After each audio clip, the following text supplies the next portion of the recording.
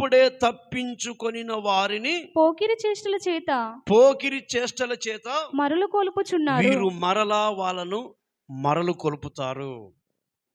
ఎవరైతే పశ్చాత్తాపంలోకి, ఎవరైతే పరిశుద్ధతలోకి రావాలనుకుంటారో, ఎవరైతే తమ హృదయాంతరంగాన్ని సరి చేసుకొని దేవుని ఎదుట సరిగ్గా బ్రతకాలని అనుకొని తీర్మానం చేసుకున్న భక్తులు ఉంటారో, అలాంటి వారిని కొంతమంది ఈజీగా పడగొడతారని వాక్యం సెలవిస్తుంది.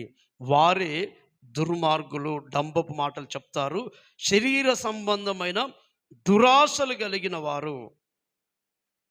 వీరు వ్యర్థమైన మాటలు పలుకుచు శరీర సంబంధమైన దురాశలు కలిగి తప్పు మార్గమందు నడుచు వారిలో నుండి అప్పుడే తప్పించుకొనిన వారిని వారి పోకిరి చేష్టల చేత మరల కొలుపుచున్నారు. అందుకే వారి కొరకు ఏముందటండి? గాఢాంధకారం. అంటే డైరెక్ట్గా చీకటి అగాధంలోకి వారు వెళ్ళిపోతారు.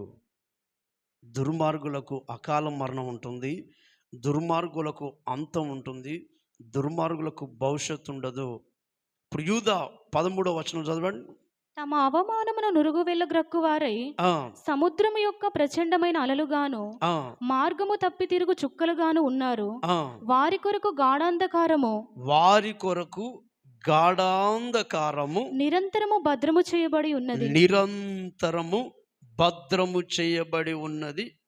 కంటిన్యూ చదవండి. ఆదాము మొదలుకొని 7వ వాడైన హానోకు కూడా వీరిని గూర్చి ప్రవచించి ఇట్లా నేను, ఇదిగో అందరికి తీర్పు తీర్చుటకును వారిలో భక్తిహీనులందరూ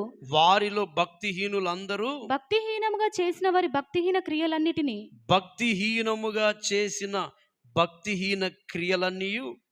గూర్చియు భక్తిహీనులైన పాపులు